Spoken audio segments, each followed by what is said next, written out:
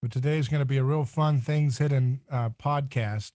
I have Jerry Bowyer with us. He's a editor and opinion commentator. He is someone who's doing so many different things. He's got a hand in theology. He's got a hand in economic analysis, culture commentary, and he's been a real influencer in a lot of different circles.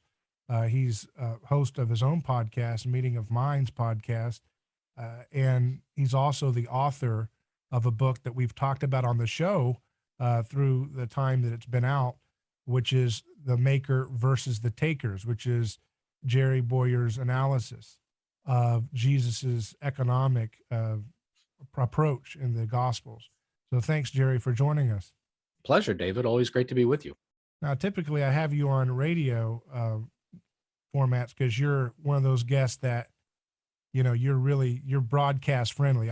You know how to do the pace of radio and have fun with it. It makes for a good radio, but I wanted to have you on for more of a sit down podcast form for this discussion, because I wanted to take, in light of the recent Ukraine and Russia conflict, I wanted to kind of I kind of was looking at the conflict from a perspective that was influenced by your book and how you analyzed Jesus's approach to money and wealth and political power. So I thought for our audience, maybe we do a little bit of a recap on your conclusions from the book, and then we'll go and use that object to go try out some experimental analysis of what's going on with Ukraine and Russia. Sure. And so you come up with this premise basically that, and you have a lot of interesting things. I like what you do with debt in the garden. So many different things that I don't hear a lot of your interviews that people do with you talk about. And so I'm always tempted to want to go off on these rabbit trails to get into some nerdy, fun things that need more people thinking about. But you get into this idea of Jesus not really condemning wealth per se, but rather wealth gained through ill means, right? Yes, specifically ill means associated with proximity to the state and the ability to use political religious power to extract wealth from people. So there's ill means in the sense of, let's say somebody sells something immoral or whatever. There's a specific focus, though, to Jesus's critiques, which is members of the ruling class. Now, we think in our own terms, there's political ruling class and there's like a business ruling class and maybe an academic. And to the degree that there's any influence left in the church, kind of maybe an ecclesiastical ruling class, although church leadership has fallen down the hierarchy quite a bit. But in Jesus's context of Second Temple Judaism, especially in the province of Judea, those distinctions weren't relevant. That politics and the Herodian dynasty and the Herodian power base, the temple power base, and the wealthy were essentially the same group. There might have been some differences between Pharisees and Sadducees, et cetera. There certainly were, but there was essentially a ruling class, and that ruling class had religious and political authority and wealth. And that's who gets the pointy end of the stick from Jesus rhetorically. There are no denunciations whatsoever of wealthy people over the issue of wealth outside of that context. So when he's in Galilee, a more decentralized society, a faster growing economy, lower taxes, not the seat of political power, he doesn't denounce them. He doesn't say, there's no situation there where he says, hey, wealthy person, give up your wealth. All of those types of confrontations, whether it's the rich young ruler, Zacchaeus the tax collector, or the money changers on the temple property of Herod's temple, and the Sermon on the Plain as opposed to the Sermon on the Mount, are all aimed at people getting wealthy through what Ayn Rand, I don't quote Ayn Rand a lot, but what Ayn Rand would call pull, as opposed to wealthy through trade, innovation, or hard work or productivity. And the pattern is universal. There's no exception. So he's got problems with other people in Galilee, but that's not the problem. And he was around wealthy people there, and we had markets there. He grew up near Sepphoris, which was the financial center. We've unearthed signs of great wealth. There's a mansion now. You can go, on a tour of the Holy Land and go to the mansion of Sepphoris, within easy walking distance of Nazareth. And it's there. But when do we see Jesus march into Sepphoris and say, give up your wealth and give it to the poor? He never does. He does all of that in Judea to people who are associated with a cronyist economic system. So, and that group knew eventually that he was talking about them, and they conspired to kill him, and they in fact did kill him over that issue. What was Jesus's problem with cronyist wealth? Well, that it's stolen. This is something, Jesus is not doing something new here. This is something that goes back throughout the Old Testament or the Tanakh, that the specific sort of the sin that is endemic to politicians, to political rulers, is unjust gain. So you go back to the appointment of members of the state under Moses. Under there's advice is given by his father-in-law Jethro, and then later on in Deuteronomy, Moses recapitulates that. Choose men who hate dishonest gain, right? So fear God and hate dishonest gain. When you have the Torah given, and it talks about when you get a king, don't multiply wives, don't multiply horses, which means war. That's the war machine, and don't multiply gold. So the sexual predation, and the war machine. And I think there's good reason to believe that Solomon did fall into essentially a kind of a military industrial complex kind of a mindset, because he did multiply horses. And if you look, we can't get into the details, but it's hard to make sense of the details of the Book of Kings in terms of the amount of revenue. Solomon seems to have revenue from other places other than the temple tax, et cetera. And he seems to be dealing in arms. Mm-hmm. So there's a warfare state, and there's, of course, the collection of gold. 666 talents of gold Solomon collected, which is a very significant number that comes up later in Scripture. So again, what do rulers do? When there was a warning about King Saul, what were they told? He's going to take your money. He's going to take your daughters into his household. He's going to send your sons to war, and he's going to tax you, and he's going to give it to his household, to his friends, to his officers. That's the crony class. So over and over again, we see what's the thing that kings do wrong. Like, we might think that the thing that people in government do wrong is they get too egotistical, or the things that people in government do wrong is they're not democratic enough, right? We'll attack rulers for not being democratic enough, for example. Well, the Bible doesn't really focus that much on consent of the governed. The warning over and over again is that they'll use their power to take money to enrich themselves. So Jesus just is consistent with that. It's just, this is like the final generation that's done it so much that it's now going to end up with the destruction of the nation. So that, I think that's Jesus's critique. What's Jesus's standard for corrupt gain from political station over people? Is it anything more than 10% of their wealth? You know what I mean? I guess what I'm saying is the implication of this work that Jesus was just for like limited government? Or was it zero government, or, a benevolent dictator that would not take more than a middle-class home, wealth in terms of, he could be a dictator, but, his house needs to be middling. Yeah, I don't, one medium-sized car, maybe one vacation every 2 years. I think the standard here is, have you created wealth versus have you extracted wealth using power? I think that's the standard. So yes, if you do larger amounts of it, that's worse, but that doesn't seem to be where he's cutting it off. So petty bureaucrat. Well, let me put it this way: John the Baptist rebuked tax collectors, but he also rebuked soldiers who were the enforcers of the tax collectors. So they're kind of petty extorters, but they still get rebuked. So the moral nature of it is, are you using, this is political corruption, are you using your power to take more than is due? Now, I don't see Jesus. Yeah, right. I don't see Jesus speaking to the what is due question. I think we have to build that question out someplace else. I think there's a lot of insight probably in Torah about that, right? Because we get a pretty small state there. And I think there's insights, say, from Romans 13 about the punishment of evildoers. So I don't think there's biblical material that gives us a lots is due to the state, right? So I think what's due is whatever it takes to run the legitimate functions of the state.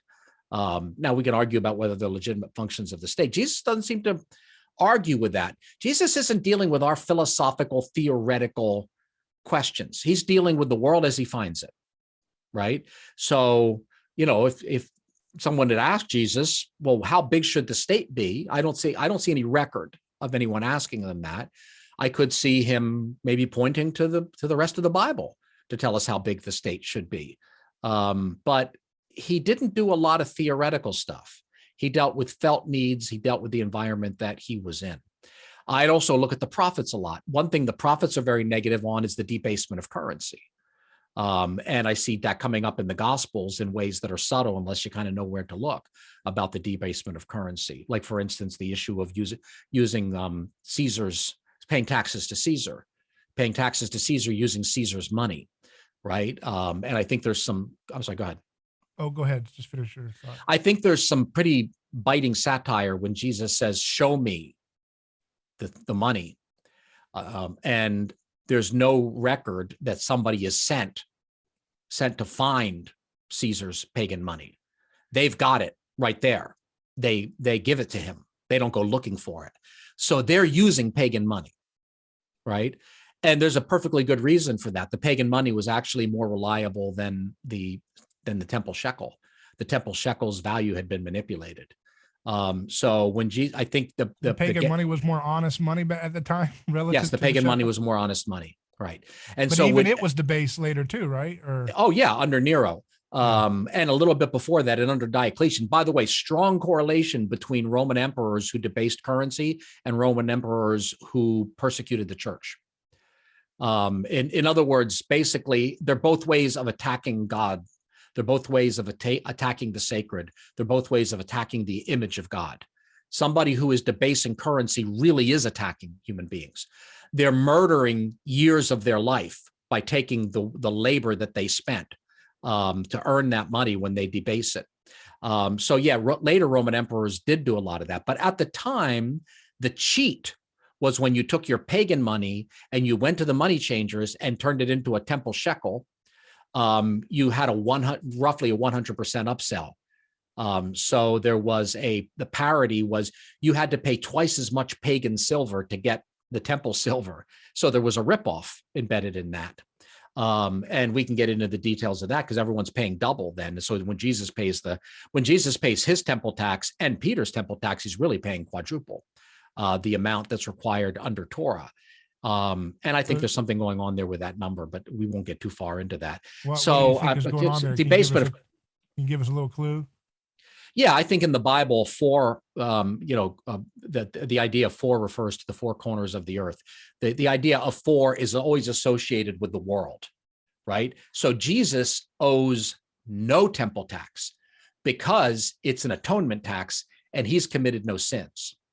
So he's paying 4 times a tax that he owes 0. And to me, I think the message here is this is him redeeming the world.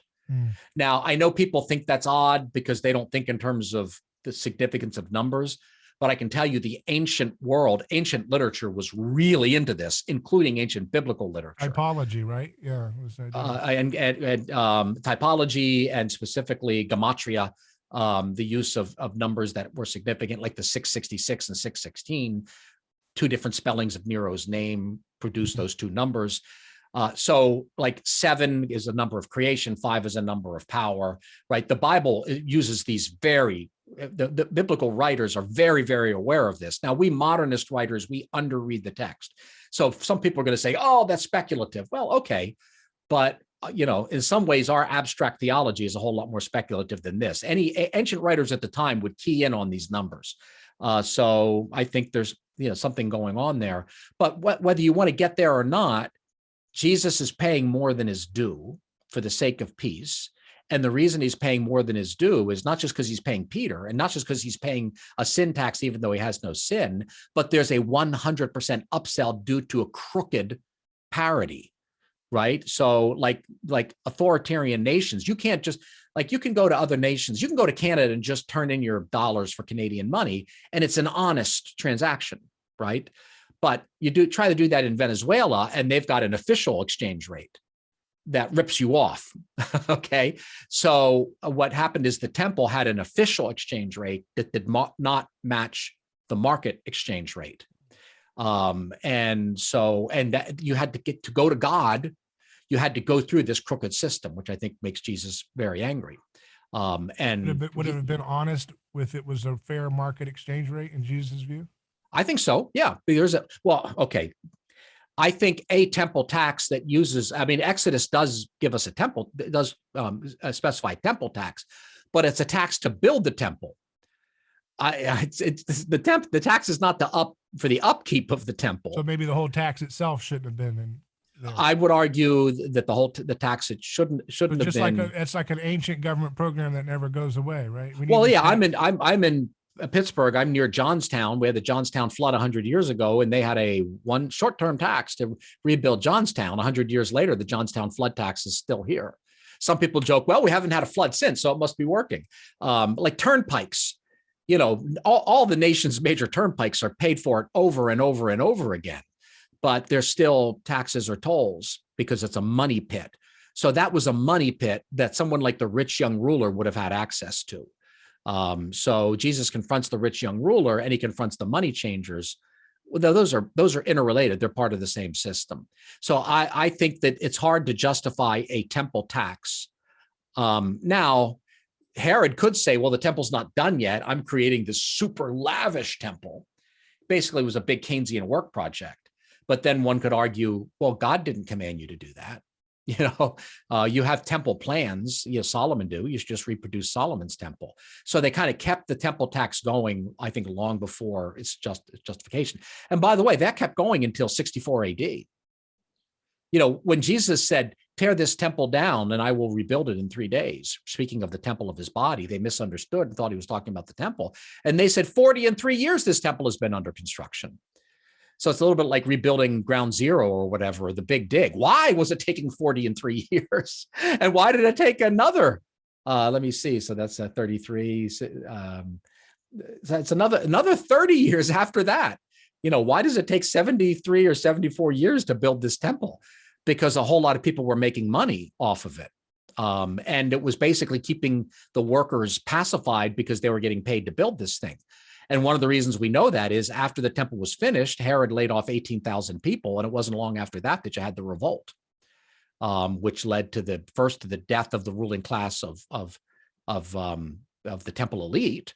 And then the Pharisees took over, and then the destruction of the city, and then later the destruction of the nation. So it was a gigantic boom bust cycle. So the people were mollified. The people were overtaxed, but then it was given back to them in these wages, creating these giant Herod ego projects.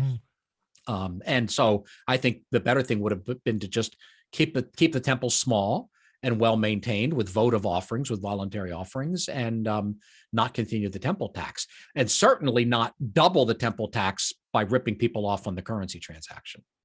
And going back to the tax topic again, the render under Caesar thing, do you also see the whole irony of them carrying an image of a false god, the Son of God, and all that? Do you see violating? Oh, absolutely.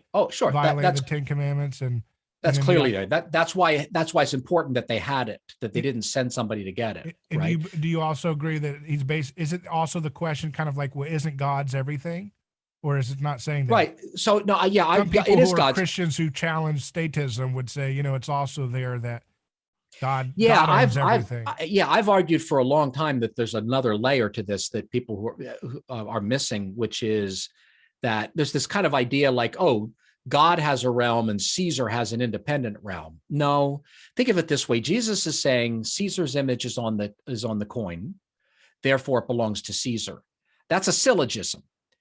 It has a premise that is not explicitly stated. So if somebody's image is on something, it belongs to them. Caesar's image is on the coin, therefore the coin belongs to Caesar. You see the structure of that argument? And now Jesus belong to Caesar if you hold it. Yes, and Caesar belongs to God because God's image is on Caesar. But So Caesar, how can you render under Caesar that which is a sin if it's a sin to hold an image made in the false god, a false right?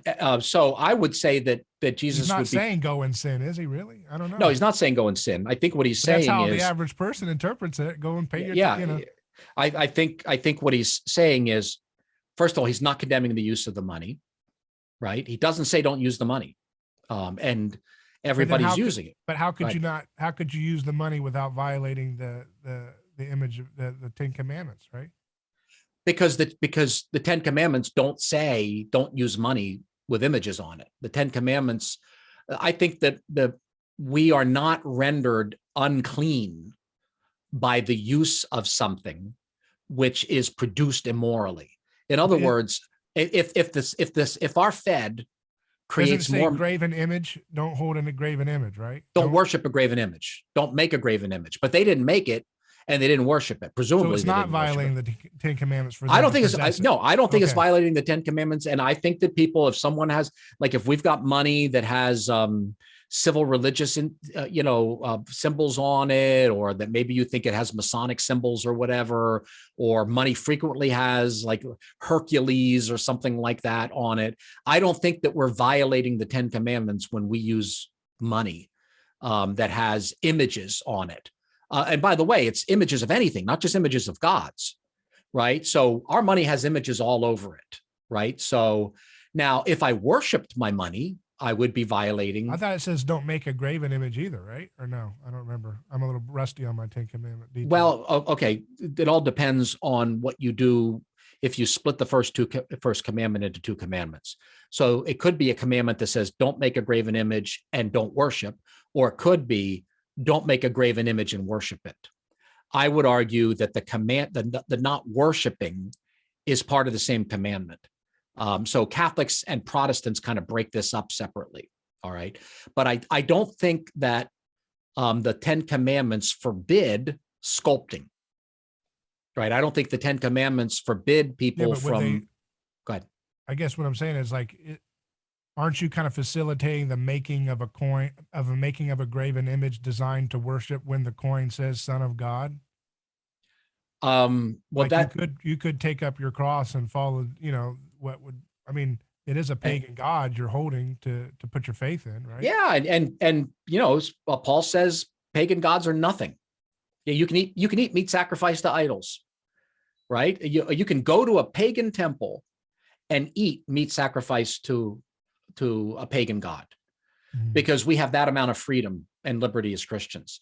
So there's no place where in the Bible where we're told that we can't have commercial relations with people who are doing bad things. There's no place that we're told that we can't benefit even from their sin, right? So there are people who go out there and say, well, you can't invest in the S&P 500 because there's a tobacco company in there and the tobacco's sin, so you got to buy my fund, which doesn't have any tobacco company in or doesn't have any cable companies. And maybe there's some dirty movies that people can buy on the cable. The Bible never imposes those kind of separation obligations. So if Caesar's out there making images, Caesar is sinning. There's no doubt about it. Caesar, by putting out coins that call him a god, is sinning. But I don't think it's a sin to use that money. I don't think it's a sin. It was an option to use it. I don't know what the legal requirements. Was it an option for them to use that coin? Well, anyone could barter. It's inconvenient. Wouldn't the non-sin answer be to make sure you're not using that coin, to use a coin that's not idolatrous?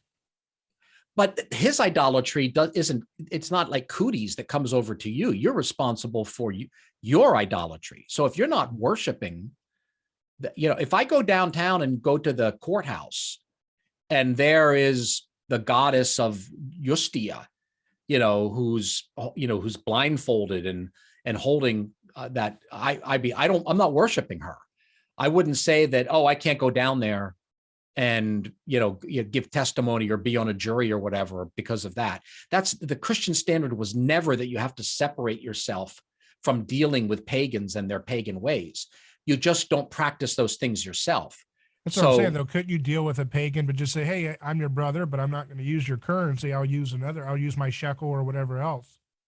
Well, sure, I'm you still could. dealing with you. I buy your pagan bananas, but I'm not going to use your coin because I don't believe in that God. I don't put my trust in that God. Wouldn't that Well, be the Christian way to do it? I'm just, it's an optional way to do it, but it's not a moral requirement. When you're dealing with a pagan, the early church dealt with a lot of this stuff. Can you deal with somebody who makes plaster for a living? Well, but some of that plaster is used to make gods. Oh, so Christians can't be plasterers. There's other, the church. but a money's currency is kind of like the standard of the entire economy. It's like, that's almost like emblazing a flag on your forehead saying, this is who I stand for. This is who I defend. This is my reality. This is who owns us. It's like your cattle branding. It's a little more than just an optional trade that can be used for this or that, right? It is the standard. Money is the whole. Well, it's Rome's standard. Rome is clearly teaching a religion. Yeah. Rome is teaching the divinity of Roma and the divinity of the emperor, or actually not the divinity. He's Filius. If you look at it's Filius Divis, he's son of God. There's no doubt that Roman money was paganized. By the way, the temple money was paganized too, because the Herods lost the authority to mint their own shekels.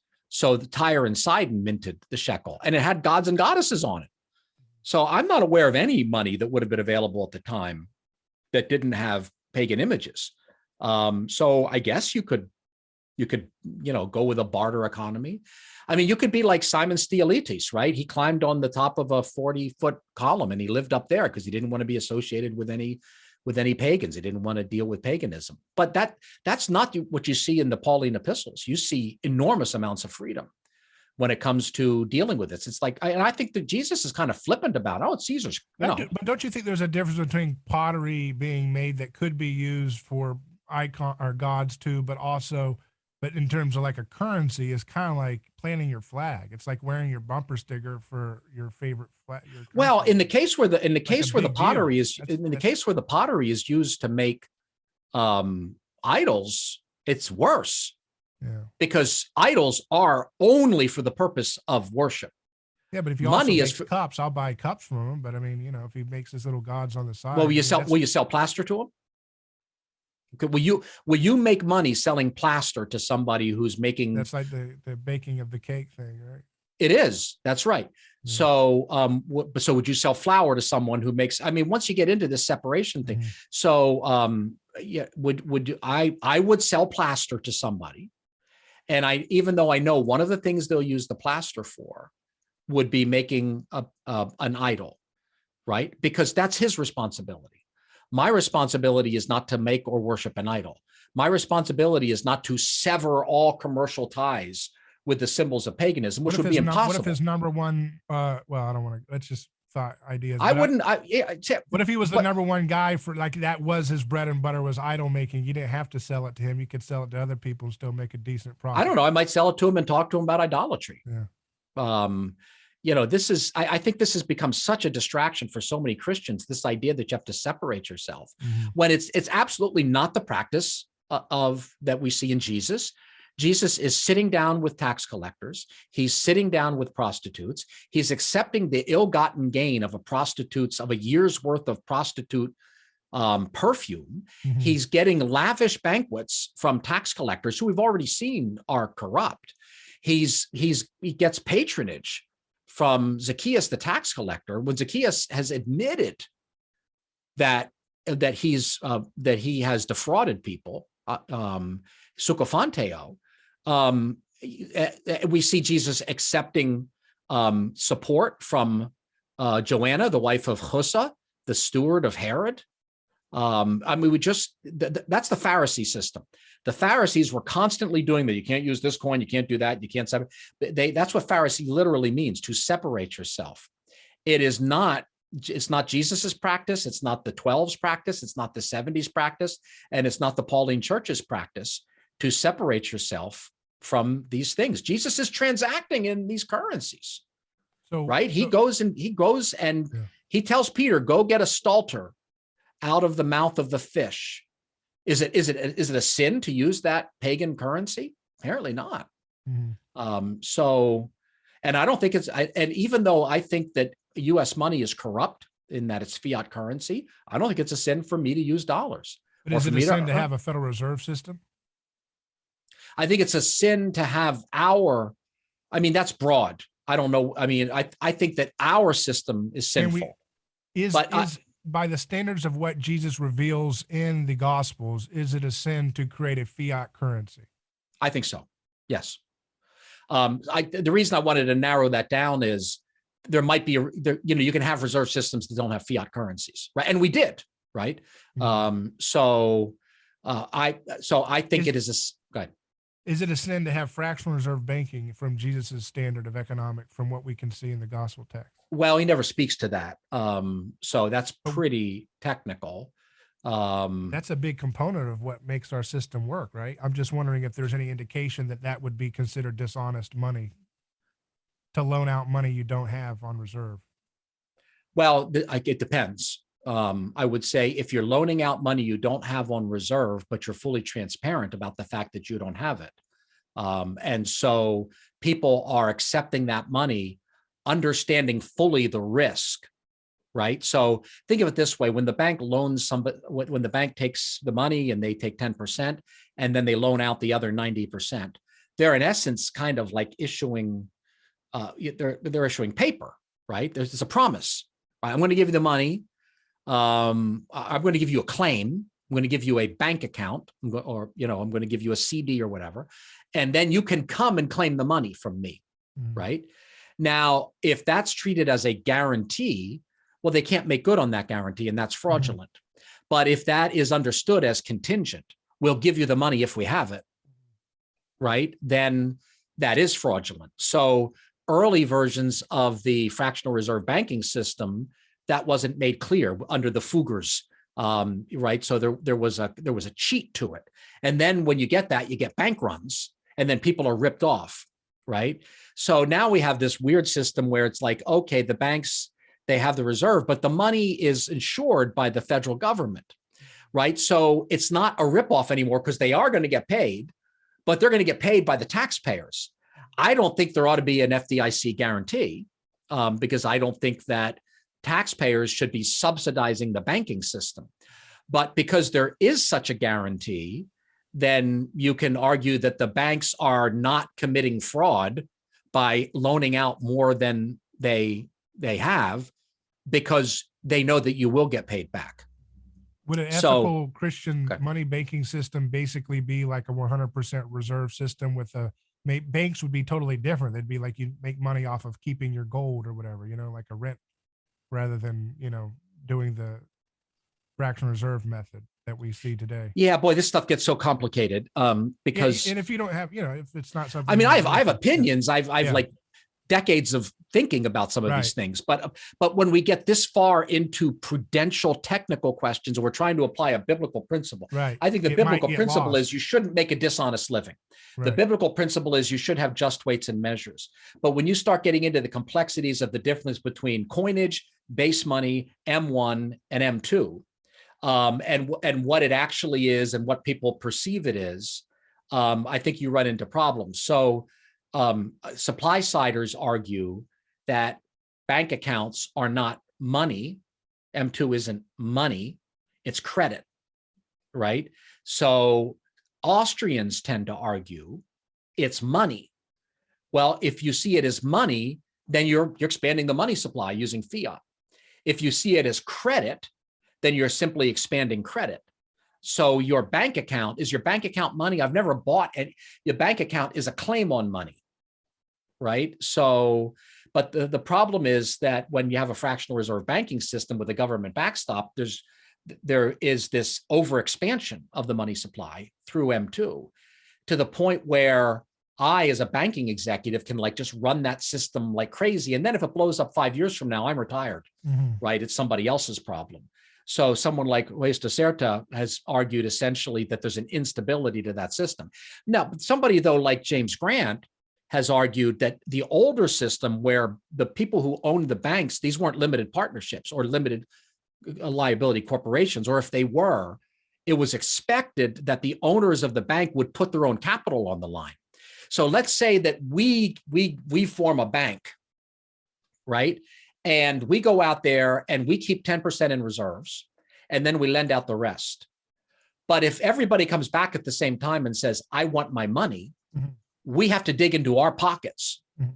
We can't rip them off. We can't turn them away. We can't go to FDIC, or we can't ask the Fed to print new money, right? That's a very different system. So when we're talking about, fractional reserve banking and is it moral? Well, which version? Yeah. Yeah. Right. So Okay. I don't see anything immoral with a system where bankers lend out more than their reserves if they personally are on the hook for the excess reserves, and people who are, And it's a hard money system or backed by something, right? right. So the actual underlying base money is backed by gold or silver. And then there's a credit system. It's understood to be a credit system. You understand that you're taking on risk, or the risk is being taken on by the owners of the bank. So all that money they made for 10 or 15 years before the bank run, guess what? If there's a bank run, you got to dig into that. Mm-hmm. So I can't really answer whether Federal Reserve, whether fractional reserve in and of itself. But fractional reserve on top of a fiat system is wrong from a biblical Fractional reserve on top of a fiat system, on top of a FDIC is creates diabolically wrong. It right? creates serious cyclical problems, which we see now. So I just want to make sure I'm mapping the implications correctly as a student of what you're saying here. So does that mean that like any program that we want to finance with that wicked system is touched by that wickedness and should not be done? No, I don't think that's how wickedness works. I don't think wickedness touches and contaminates. But let me explain it this way. Like Mitch McConnell and them are all trying to do, we're going to try to get to that. I want to get to the Ukraine-Russia analysis. Right. $16 billion they want to give to Ukraine. Yes. So whether you like that or whatever, if you got it through ill-gotten gains, how do you have it to give? It's not real. It's a fraud. Well, they're taking it. They're taking it, so and we are paying for it in the form of inflation. So it would be wrong. Yes, that's wrong. Yeah, absolutely, okay. That's wrong. Right. Okay. But here's the question. But it is wrong. So something given that was stolen and done by wicked means is wrong, even if it has a good intention. Yes, like giving Ukrainian money. But the wrong is in the evil action. The wrong, in terms of moral theology, is the theft, right? So a prostitute makes money by selling her body. There's the wrong. She breaks open that alabaster jar and she pours it out on Jesus. That's not a wrong. He defends it, right? So it's ill-gotten, but not ill-given. So the reason I'm kind of keying in on this is because I live in a world now in the Christian financial industry where there is just an escalating wave of mimetic rivalry over financial purification by not touching the things that are touched by sin. So like you can't invest in maybe treasury bonds because the government is bad. You can't invest in stocks because this company, so. But I'm going for more the political implications of your economic. Right. Analysis. But it's this, but here's the question. What is the moral principle? The moral principle is an evil deed is evil. It is not evil to be touched by it. It is not evil it's not even evil to benefit from it. It's not evil to benefit from evil. Jesus and the disciples over and over again benefited from the evil of Herod, of the tax collectors, of the prostitutes. One could argue that the kingdom movement was essentially financed mainly by ill-gotten gains, but that's not how sin works. Holiness is contagious. Unholiness isn't. So our involvement. I think that a lot of government supports a lot of things. Government gives money to the Smithsonian Institute. If I go to the Smithsonian Institute and look at the natural, or I go to a national park, I'm not contaminated by the fact that the taxes used were immoral or the fiat money used was immoral. Yeah, you're talking about your user experience, but I'm saying the question of whether you have a moral right to give it in the first place, if you're stealing it to do so. I mean, you shouldn't have the money, right? So I don't think you have a moral right to even have it. Right. So that if you nullifies like all spending in the United States government because it's all based mostly on the Federal Reserve System. I guess you could be a be a Pharisee about and figure out what part of the budget is taken from a good tax, and which part are done by. Yes, right. And people sometimes that attack gets libertarians for using roads, or Mhm. people attack libertarians for collecting their social security system. It's like, no, it's not wrong for you. If you're forced to pay into that system, Yeah. I think that's wrong to force people to pay into that system, but it's not wrong to benefit from it. It's not wrong to use roads. I think that the road building system is incredibly corrupt, but it's not wrong to benefit. So the moral principle is not, and I say this because this is becoming a really big thing right now in certain circles, where it's wrong to benefit from somebody else's sin. And what that means is essentially like a Christian version of wokeness or something, huh? Yeah, or the wokeness is Phariseeism run wild. I mean, I mean, it started with the Pharisees, and I mean, I don't know whether we got it from them or they got it from us. All I know is that tendency to contact, touch, be in the presence of, benefit from, that you have to cancel or eliminate yourself from that world. Paul even addresses this when he says, I'm not saying you shouldn't. So when I said you shouldn't associate with sinful people, I didn't mean the people of the world. I meant brothers.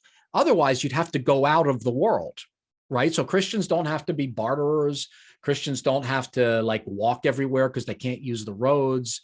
Even though I think the system is corrupt. Right, yeah. I mean, wasn't Rome's judicial system terribly corrupt? Yes, but Paul still said, I'm a Roman citizen. I appeal to Caesar. We have the freedom to function in this system. Use of the wicked system. Yeah. Yes, he used a wicked system. He benefited from a wicked system. He used it to help destroy that wicked system, which I think we're perfect. We should perpetuate the wicked system if we have a question in the matter, if we have a choice in the matter. Yeah. Okay. That's right. So there's a question of then that's a prudential choice. Like if we all stopped using dollars and started using cryptocurrencies, right? What would the effect of that be? I mean, we might destroy the fiat money system, right? But if only a few of us do it, I can't use your life is pretty inconvenient if you're just using Bitcoin. I mean, it's really kind of hard to get by in life. So I don't think that we're morally obligated to stop using dollars and start using Bitcoin or gold or silver currencies. But there might be a time when there's enough of an inflection point where we'd actually, could essentially abandon that system, right? And stop participating and create another system. But that's not a moral absolute. That's a prudential question. It's a little bit like voting, right? Are you allowed to vote or not vote? Well, okay, if we all stopped voting, it would deprive the system of legitimacy, right? But I don't see us all stopping voting. So, so if those of us who can come in and vote according to our conscience, even that little tiny 1% conscience vote, that can still be a witness. I just wish that, all those things are fine, but I just wish there was more moral clarity about what you're pointing out. Because the thing about what you're saying is I agree with, these questions are prudential questions and so forth, but I wish that we could have that conversation after we get the majority of American Christians understanding what you just said, that something like the Federal Reserve System as a fiat currency system is wicked and anti-Christian, because we're not even there. Right. And the problem is, as long as that's not even there, saying, vote prudential, all that gets us is hell on earth.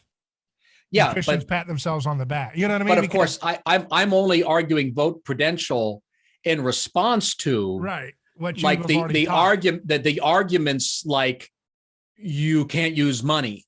You can't use pagan money, or you can't, right? So I make the prudential argument in response to some of the more kind of extreme separationist Christian. So I'm not out there all the time saying fiat money is just fine. I'm out there all the time saying fiat money is a bad thing. You're rear guarding you're kind of on the edge, and you're trying to rear guard you're trying to get some of the edgy guys away.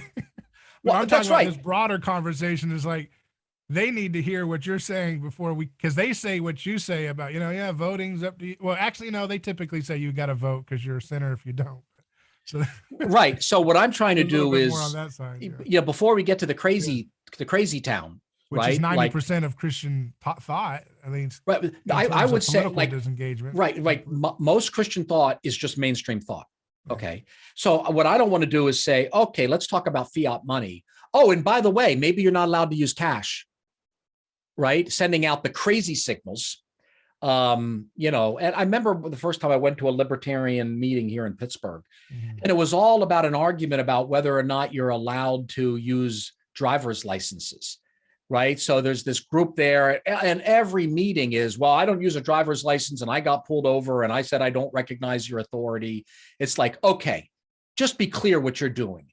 You're making sure that 95% of people are not going to be hearing any of the true things you're saying about the power of the state, because you want to go to jail. You're going to die on that hill. You're going to die on the hill of, I'm not using driver's licenses because I have a constitutional right to travel, and I'll go to jail over that. Okay. You know, I would rather go after areas. We can argue whether the state has the authority to do that. I mean, they built the roads, but should they have built the roads, right? Yeah, but I'd rather say, let's get thinking straight about things. Look, when you go to the grocery store and beef costs twice what it did 3 years ago, I want to talk to you about that and fiat money, instead of, oh, and maybe you should go to a barter system because fiat money is pagan money and it's evil, right? I want to talk about the felt need. I don't want to scare people off with crazy talk. And by the way, prudentially, I don't have a problem using these federal bank notes until they're no longer good. I mean, I think that's part of what Jesus is saying here. Hey, you bang on and on about pagan money, but you're using it, right? So why are you using it? Because it's useful. People will accept a denarius from you. Yeah, I mean, why are they not walking around with the temple shekel in their pocket? So in some sense, the officially pagan money is less pagan than the officially holy temple shekel. Yeah. The agios shekel, the kadash. The, you know, the oh, look how glorious our money is. It's twice as heavy as pagan money. Yeah, twice as heavy means twice as expensive. It's a ripoff. So I really don't think the target here for Jesus is, oh, you shouldn't be using the pagan money. I think it's more like you are using the pagan money. No matter what you say you're doing, you're recognizing that the pagan Roman money is actually preferable to the religious money a system that you've used to game yourself. And by the way, let's take this up a level, because I think Jesus is taking it up a level. If the image of Caesar being on the money means that it's Caesar's money, then that means when the image of somebody is on something, it belongs to them. Whose image is on Caesar? God's. So that's the big issue. And Jesus is constantly dealing with these separationists. The idea is not to kick Caesar out of the country. The idea isn't to kill the Roman soldiers. The idea is to convert Caesar. The way you render Caesar to God is to get slapped on the cheek, turn the other, carry the pack 2 miles, be peaceful, loving, wise people, and evangelize upwards, so that Caesar is rendered to God. When is Caesar rendered to God? When Caesar says, oh, I'm made in God's image. Yeah. That's the big picture, not the separation. It's not the hot button issue. It's just like in talk radio, there's always the hot button issue of the day. Should Will Smith have slapped, Chris Rock, or whatever it is? There's always the hot button issue of the day. And these people are always bringing Jesus the hot button issue of the day. And he's always like, no, he shouldn't have. All right, now let me kick it up a notch. So can we pay taxes to Caesar? Yes, you can pay taxes to Caesar. But here's the big thing. Why isn't Caesar a believer? Because you haven't done your job. Your job is to disciple the nations. Your job is to be a light to the Gentiles. Instead, you're so hepped up, I can't use their pagan money. I got to stay separate. So they were not witnessing to Caesar. So he's putting them back on the mission. The mission is to be lumen gentiles, that the temple was supposed to be a light to the Gentiles, a house of prayer for all nations. Instead, it was bringing Judaism into disrepute because of the ripoff. So I think the Pharisees, and really Satan himself, That's kind of what would love us to be constantly fighting about, can you pay taxes? Can you divorce? He wants us to be constantly taken up with the hot button issues. And Jesus doesn't dodge them. Like, he answers about divorce. He answers about taxes to Caesar. He answers these hot button issues, but then he uses that as an opportunity to refocus them on the real mission, which is the kingdom of God. Mm-hmm. Do you see so now I want to take up the hot button issue of our time, which is what I wanted to apply these principles to and take it up a notch. the Ukraine and the Russia deal. Okay. And there's a lot of stuff there. So we'll just do a little quick, take it up a notch as we can and do justice as best as we can on this. Because I see a lot of the principles of the maker versus takers book you did in an application here. You've got, this idea, but there's also, there's also a mimetic aspect to this. I see oligarchs in our country propping up oligarchs in Ukraine, also having some connection to oligarchs in Russia. And I see UK oligarchs having connections to oligarchs. And there's a bunch of oligarchs. Right. And they're all trying to say the other people are corrupt, wicked oligarchs. And they're all right. Yeah. Every one of them is right. And they all want to say everybody else is a Nazi, and they're all right. Right. Or a communist or a Stalinist. Right. Yeah. That's right. Yeah. So Putin calls them a Nazi, and they don't like that because they've been calling truckers Nazis. And they're like, no. That's that's right. Only truckers are Nazis. You don't right. take that from it. So it's a very mimetic, undifferentiated moment we're in. Sure. Right. And I never forget, I saw here in Florida, I saw these pickup trucks, these mudslinging pickup trucks, and they had the Ukraine flag underneath the American flag. And I said, what in the world? I thought I was in a mimetic fantasy. I said, is it possible? This war is only 3 weeks old, and they've got mudslinging trucks that have, instead of it, I was used to the thin blue line merger of the American flag, but they had the American flag and the Ukrainian flag. I'm thinking, what does Bubba have to do with Zelensky, and why does he care? You know what I mean? But it was so Zelensky's very charismatic, and Putin is anti-charismatic, right? So we're a media-driven age. By the way, I feel it. Like when Zelensky says, "I don't need a ride. I need ammo." It's like I vibed with that. Now, that doesn't mean I think the U.S. should, go to war on behalf of Ukraine. But I can get the emotional. You can get you can understand the emotional energy of that. It's like Gerard says, we side with the victim, right? We side with the David against the Goliath, right? So in any story, when we're trying to moralize foreign policy or anything else, we need to find a victim. But it's always victimism because it's always the powerful They're always giving a half story about who the victim is because they didn't show the 14,000 civilians that Zelensky's government killed on the eastern side of Ukraine. Those victims' lives don't matter to our American government because it's not within their financial oligarchic interest to highlight the death of those children. They don't exist. Right. Maybe they're just not aware of it because, it takes a lot to break through our consciousness. So the more minor wars. But they would never allow that to trend. You know what I mean? Like Twitter would never allow the death of civilians in the eastern side of Ukraine at the hands of the Ukrainian government to trend. That would not be a thing. It'd be like right, because Putin is a devil figure for Western elites, and it doesn't have any figure because he's an oligarch outside of their oligarch's control, right? Yes, and I think specifically there's a couple of things. Right, Russia is sort of unmelted into the global system. Right. So it's a particularist nation. Right. But in some ways, Ukraine is too. Right. So there's the whole thing of Slavic, a Slavic messianism. Right. So I don't know how much you get into that with listeners. So the idea is because you even find this back in Dostoevsky, who's usually pretty good, that because the Slavic people have suffered so much, they're more holy and it's their job to save the world. Right. And so Putin has tapped into that. I'm going to save the world by standing up to Soros. Okay. So, and Davos. So there's that crowd, there's that Davos, Soros, the American, European, Anglo-American elite, right? So Putin is not melted into that. So that makes him a pariah. A couple other things do. One is he really went against the trend on LGBTQ issues, right? He said, do not talk to this stuff around kids. So that already made him completely a There's pariah. That famous viral video of Zelensky dancing in high heels and tights before he became president, right?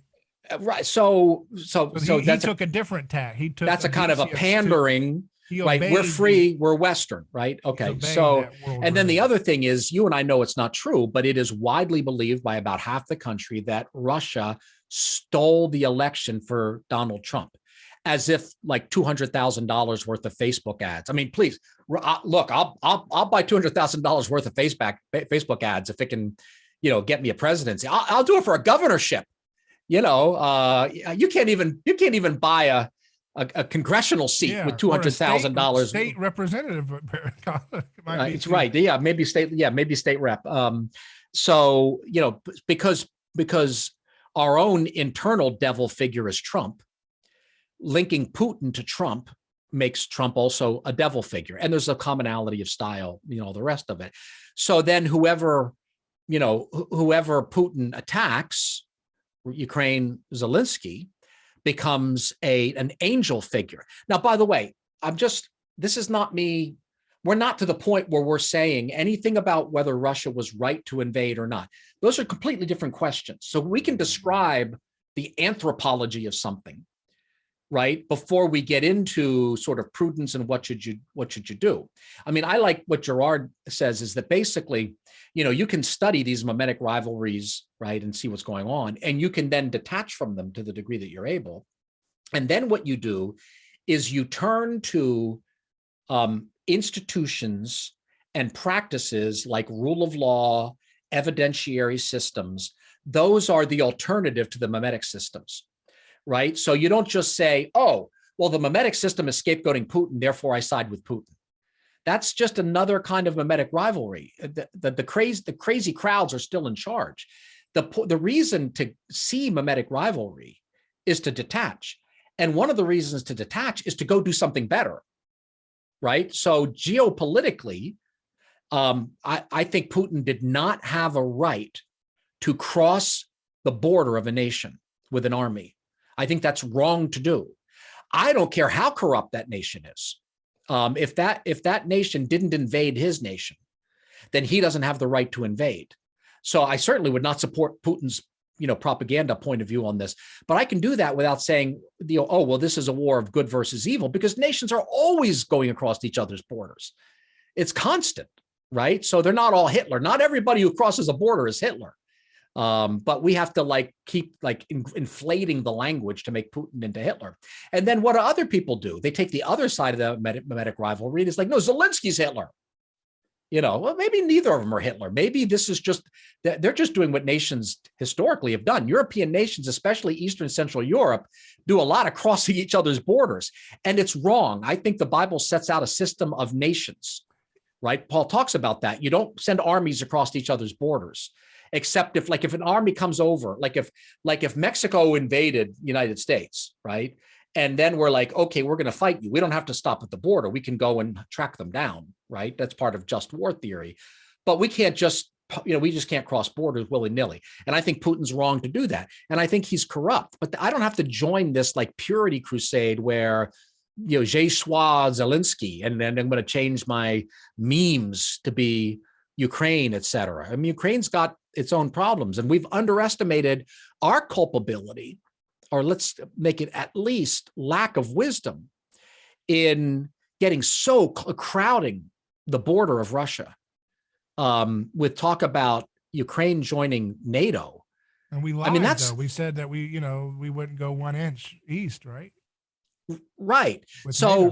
we signed a Budapest memo, which basically said, hey, Ukraine, if you give up your nukes, your territorial integrity will be inviolable. We didn't promise to go to war for that, by the way. That's an agreement, right? So an agreement that you are a sovereign nation is not the same thing as an agreement that we're going to send people to bleed to defend that sovereign nation, right? So I don't think the Budapest memo obligates us to go to battle in Ukraine. I think it does obligate us to hold that Ukraine is a sovereign nation and that Russia should not violate it. In other words, our verbal position, based on an agreement we signed, should be. But what about our agreement that we wouldn't go eastward of the NATO with George? Which we violated, and that was provocative, right? So we did with Madeleine Albright in Kosovo, right? Yes. So my point is that would we have tolerated that as a Christian nation if we had that on our border? Well, I don't know what we would. I don't think we would have tolerated as a Christian nation or not, right? I mean, we have the Monroe Doctrine. All kinds of sermons. We have a Monroe Doctrine. We're morally right to to protect our we border wanted from being the Monroe Doctrine was designed to keep Russia out of the Western Hemisphere. Yeah. We basically claimed the right to go to war in South America to keep Russia out of the Southern Hemisphere. It's a very insecure nation we are, I guess. Right? Yeah, right. So we're like those persons, like, get out of, where your face is, your hands, like, get off of my space, get out of my space. Your right. hands My space is like, my space is half the world, right? Yes. Yeah, it's like, get away from me. You're on my space. It's like, this is how we are to the world. And we're going to be judged by God, I think, by the way nations are judged. I think America's chickens are coming home to roost because. So what I want to do is kind of detach from the mimetic system and see the flaws. Usually a geopolitical crisis is not one mistake. Mm-hmm. It's not the fruit of one mistake. Mm-hmm. It's the fruit of escalating mistakes. And although once in a while, a really bad nation, just rolls into a good nation, and that's, Hitler did that, right? Generally, what you have are ongoing border disputes, and there's often, multiple provocations. So more recently, the latest mistake is Biden apparently calling for regime change in Russia, right? Which is crazy. Again, I don't think Putin should have invaded Ukraine, but regime change, is that the American position? What a huge, by the way, if you hate Putin, what a huge propaganda victory for him. The American president has finally admitted what we all knew all along, that they want to kill me and occupy our nation, right? Now, when Trump said crazy stuff, CNN was like, breaking news every 20 seconds, and Biden is like, well, it's been walked back and, it doesn't really matter. So I think really Christians need to detach themselves from the mimetic system and start over. Now, there's an enormous amount of biblical material about war and geopolitics. The Bible is drenched with that stuff, but we're not used to, just like my book is basically saying, you're not used to reading the Gospels as having something to say about economics. Okay.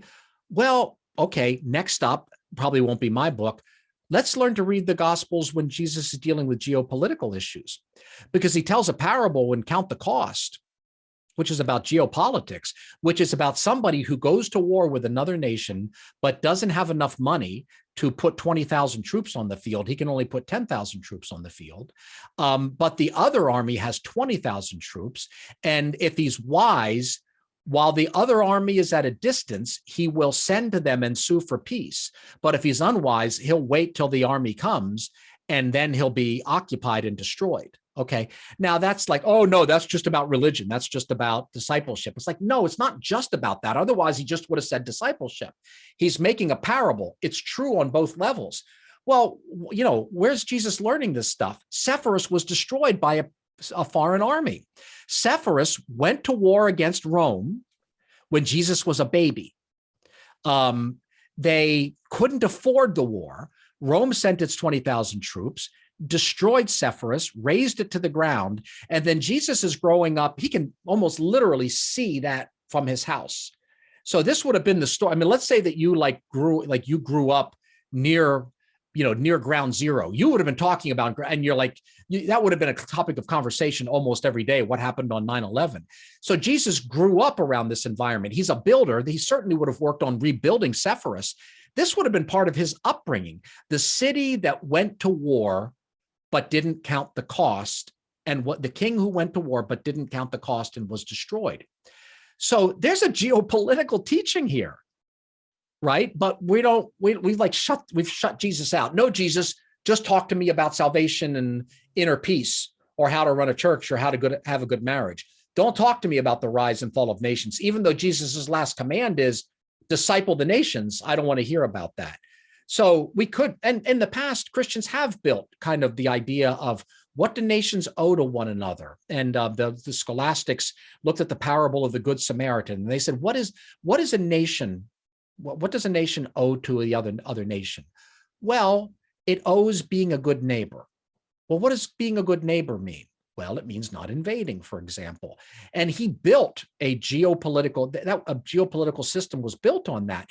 And it held for about a century where Christians put that together. But we've forgotten all that. Yeah. And now it's just pure power dynamics and moralism and now mimetic rivalry run wild. Yeah, and I guess there's a couple I want to look at. There's Girardian element and also your maker versus taker an element, because I think that the thing I see from this lesson is that, you know, the only, in my opinion, one of the only Christ-like responses or to this escalation between Ukraine and Russia would have been true diplomacy. Yes. But we couldn't have done that because we had an entangling alliance that precluded that from happening with NATO, as well as what we had done with Ukraine. We had our politicians over there. You mean the memo that Clinton signed that essentially guaranteed their sovereignty, right? Right. Is that when you say the entangling alliance? Yeah. And right. Also 2014, the uprising, the illegal coup that they wouldn't have done without us. And I agree. And then they killed 14,000 civilians in the eastern part of Ukraine. Those people don't want to live with a government that's literally passing resolutions honoring Stepan Bandera's birthday and honoring the different factions that were involved with Nazi alignment during that era of history. See, what's interesting, here's what I like looking at here. You have World War II was like the founding sacrificial crisis and resolution of the current world order we're in. Yes. And so it's what we are dealing with right now is a battle of mythic interpretation about who we all are in this right. world. That's why all the bad guys are Nazis. Everyone has to be Hitler. Right. Because that's how we reenact that sacrifice. Right. So now we're all fighting over who really is in keeping with Satan and who is with the angels. That's what this is all about. Right. This is a crisis of undifferentiation where we're saying we're the grandchildren of these people. And we're saying, hey, who am I and why am I allowed to have a righteous murder? Why am I allowed to do this? Or why am I allowed to do this action in relationship to the remembrance of that sacred event that established where we all are today in the world? Right. And so this is a very Girardian moment. And I just think that all of the analysis that I'm seeing is failing to kind of reckon. And the reason why I like your book here is because I think you make it clear that there is no alignment with oligarchs, with a Christian. So there's no, well, he's Western because he has Coca-Cola and no, it's an oligarch. Okay. And I mean, they're stealing money from the people. Jesus doesn't say, well, this one stole less, this one get that one. He doesn't do that. Right. That's Machiavelli or somebody else. Go find somebody else. That's not Jesus. And I want the good old time gospel back. And I'm tired of this lying perversion of the Christian witness, because it never has anything to say but gobbledygook from CNN or Fox News or whatever else. And I'm sick and tired of it. We need to cut through the noise, and it doesn't mean we have to get into all the details and agree on everything. I mean, I do think there's a Nazi element. Azov Battalion, you go to their headquaters that were used to be schools, there are Nazis in Ukraine, right? They were used to be schools, which is why we hear about schools being bombed and all that. Some of those were the Azov headquarters that they trained.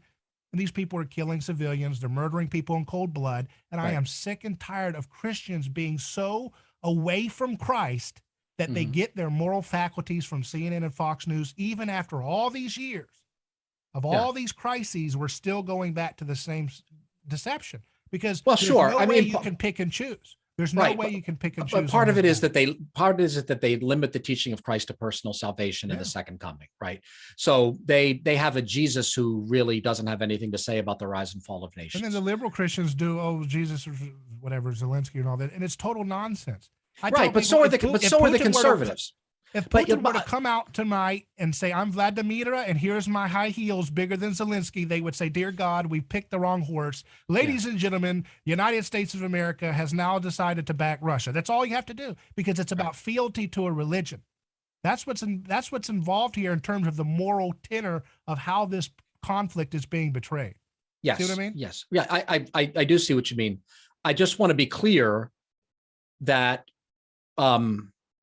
Ukraine should not have been invaded by Russia. Russia violated the good neighbor policy by invading. What if, but let's just be fair. What if what they were saying was true, that they had it? Now we're supposed to say everything they say is a lie if we want to render to Caesar. But what if it's the case that their intel was correct, that they had information that the Ukrainian government had arrayed troops and was about to invade Donbass and the other republic? Would they Well, have had a moral right to go in there and protect them? probably not, because Donbass isn't Russia. Not really. So separatist province. What if Florida wants to go out of America and, I mean, are they allowed to break away? Or is another country allowed to support Florida from breaking away? If they actually break away, and they break away properly, that's right. But when we're talking about a province that is attempting to be a separatist province where it basically has de facto self-rule, that's a different situation. So what I wouldn't want is for some county, in say south of Texas to say, well, we're really part of Mexico, right? And then we go in there and we try to restore American sovereignty, and then that's used to justify Mexico invading us. So I think that these provinces that are Russian speaking are better off being separate republics. And I think the way to do that is not through a violent revolt. And I think that violent revolt should be if there is one, should be absolutely a last resort. How would they have done it? There was a totally corrupt. As Colonel Doug McGregor said, the Ukrainians' government is the bottom of corrupt in terms. And so is Russia's government on the bottom of corrupt. I mean, they're horribly corrupt states, right? But I think the United States. What I'm saying is, if you're in a bad neighborhood and you just want to get left alone, and you're living under 6 sadistic people who say it's illegal for you to say good afternoon in your native tongue. I mean, they're going to do what they're going to do. They say these guys are corrupt, but they don't persecute me for speaking the language that I learn. I mean, they're dealing with what humans are going to do. Okay, so they're going to do what they're going to do. They're going to do what they're going to do is, of course, a tautology. It doesn't mean it's the wise thing. But the point is, they're not going to petition a government that's not going to do anything for them. Well, no, they should. They actually should petition a government that's not going to do anything. We did. We petitioned the government of England. And then we had to break away from them for attack. Eventually, yes, after a long train of abuses. I mean, look at the Declaration. Look, 32 abuses mentioned. Yeah, King George was insane. He was literally insane. And we still went through all of that. That's the problem. If we're only like half Gerardian, it's like, oh, well, that's the scapegoat. That's the designated scapegoat. Therefore, I have to side with them. Who? Well, depends which one. Depends which side, right? Like Putin can be the scapegoat, or Zelensky can be the scapegoat, depending on which. The scapegoat for the countries that we're not involved in. Yeah. Right. Zelensky's like a scapegoat. Maybe China, India, and Russia. Zelensky is a scapegoat for Russia, Saudi Arabia, and for Putin, who are Putin aligned. Yeah. Zelensky is a scapegoat for big chunks of part of the American alt-right, where every story is how the Zelensky's this and Zelensky's that, and Zelensky's terrible, and Zelensky looked the other way with the Nazis. And so Zelensky's a scapegoat to one. That's how it always works. Mm-hmm. There's always a competition. There's always a competition between two groups about who the scapegoat is. So I'm not going to turn around and scapegoat Zelensky because I don't also want to scapegoat Putin. Right. What I want to say is, let's look at the Declaration of Independence as a pretty good precedent and say, what did they do? They slow walked it. They talked to the king. They were rebuffed. They talked to Parliament, sending many embassies there to Parliament. They were rebuffed. They went back to the king. They were rebuffed. They didn't attack. And by the way, the United States colonies already had separate legal charters. We didn't have to create new governments. We just functioned the way that we were already permitted to function under law. So there's a big difference between what we did and, say, a Russian province that kind of gets whipped up by Putin's rhetoric, and Putin kind of says, hey, if you withdraw, we'll be there to help you. And then you get sort of advisors coming into the country from Russia. That's no way to do this. I mean, look where it's. Imagine the American empire falls apart, and Alaska and Texas and these other places start getting picked off piece by piece. And then, I think it's a little more complicated than just this was a sovereign country in terms of those eastern portions of it, especially, which were more they were granted sovereignty by Russia. I mean, that was a Russian decree that they were made part of Ukraine. Russia agreed to that. There was a treaty in place. So I think Russia exceeds its authority and violates its treaty. Now, we violated our promise about NATO, but I don't want to just talk about our violated promises. Putin did a lot of bad stuff, and he's part of this system. And so part of it is, Jesus says wisdom is known by her children. So let's think about the fruit of this. You've got these Russian provinces that are somewhat mistreated by Ukraine. I'm not talking about after when there was war, but they were treated badly, but not terribly oppressed. Let me put it this way: their vote was suppressed in that they elected a pro-Russian president, and they ended up with a pro-Western president, and they objected to that, understandably so, in a coup. Okay, but day-to-day life in the eastern provinces before the military action was not like they were treated like dirt. They were able to sort of live their life to some degree of peace. And then there's this fervor that Putin encourages, implies that he will support, and then they have a violent revolution, not a redress, not a petition for redress of grievances like we did in the Declaration of Independence. Okay, so now they're separatist provinces in the sense that they're not recognized by the world as separate nations, but they call themselves separate nations. And of course, Russia right away, yes, you're a separate nation. But the world doesn't sign on to that. And then what you have is escalating violence. Why would they sign on to that? I don't know, but the world didn't, right? So the world didn't Because recognize. Oligarchs aren't in control of that decision. Well, for whatever reason, I'm just saying there's no objective moral standard that this is being decided that the world doesn't want that. It's just oligarchs versus oligarchs, right? I'm saying that part of what makes a nation are treaties. Mm-hmm. So if Catherine the Great says Crimea is yours, Mm-hmm. or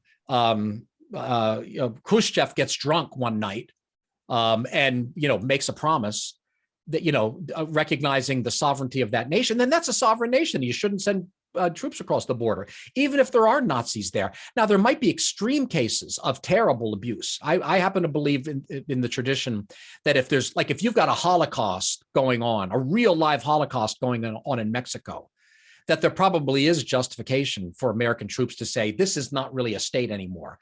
This is really essentially a criminal enterprise. But let's leave the hard cases away. We didn't have that situation. So they separated. Russia said, we recognize you. Russia sent in support, like Russian soldiers who weren't active Russian soldiers, who were part of the support system. Eventually, they send in Russian soldiers. The violence escalates. Okay, Ukraine counterattacks. Hey, that's Ukrainian territory. You said so. So now we have a war. That war kills people, some of whom are civilians. So Russia says, "Oh, you're killing civilians." This is the escalating mimetic rivalry. And I'm not just going to say I'm not disagreeing with any of that. I'm just saying that we need to. I think my point in all this is none of this needed to happen if we had a country that was not so. I see that we are the biggest dog here, and we always pretend because we like to look like we do that victim stuff, victimism. Right. We always look like we're so meek and we're a little underdog because we side with the alleged victim. Big bad machine here. Right. Took that little poodle and put a little collar of spikes around it and threw it in and started kicking a Rottweiler's cage and kicking the hell out of it. Opened it up and said, "Hey, Raytheon, enjoy." And that's all we're doing. That's wicked to the core. It's wicked to the core. We should not have given aid to the Orange Revolution. Let's not pretend that the Orange Revolution was like a CIA job. I mean, there was broad support for that. We should have stayed out of it, right? There were sides in mimetic rivalry with one another, and we sided with one of those sides. Okay, but on the other hand, that doesn't make us completely responsible. We didn't do this to Ukraine, right? We got involved in something we shouldn't have been involved in. Now, the Orange Revolution may well have worked whether we helped or not. So here's my point. Here's mimetic conflict. Point. Any party can stop at any time.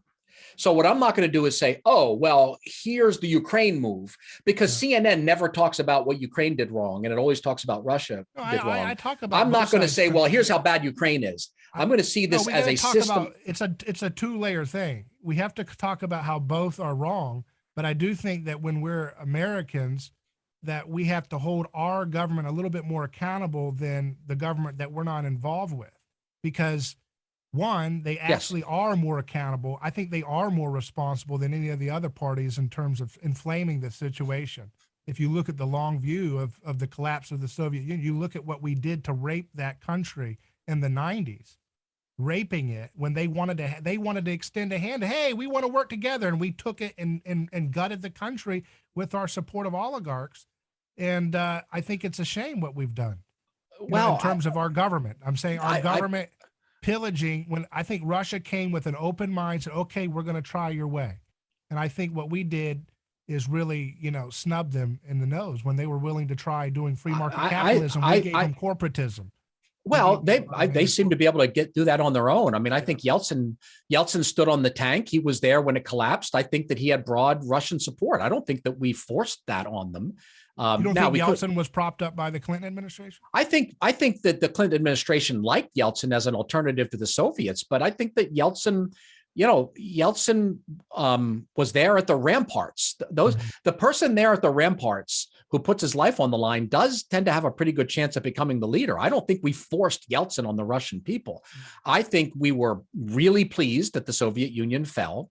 And I think that Yeltsin was an alternative to the USSR.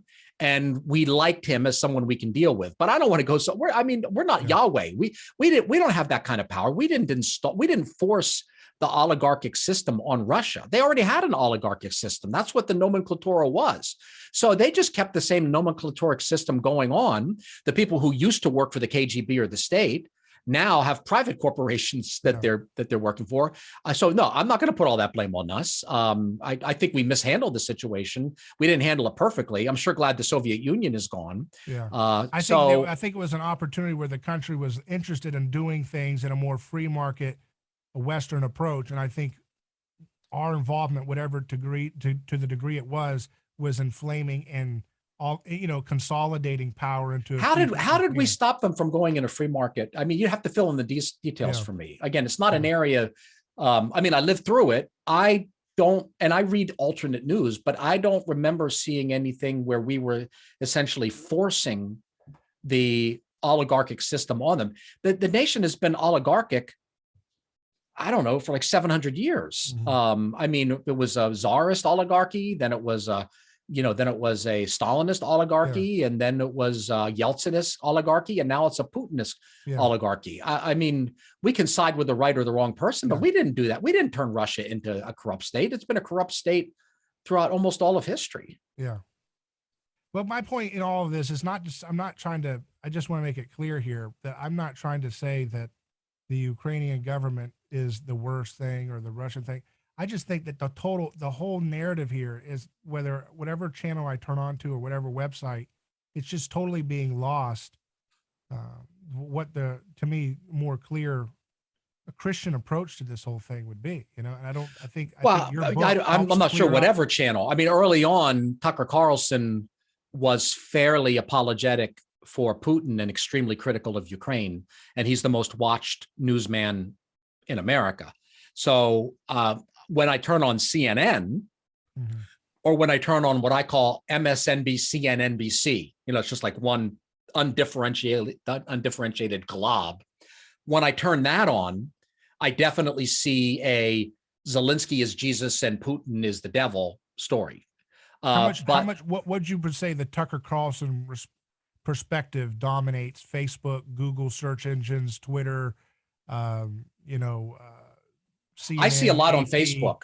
I see a lot of what I see a lot of on Facebook is people reacting to pro-Ukrainian propaganda by talking about how, or even anti-Putin statements, by talking about Hunter Biden's laptop.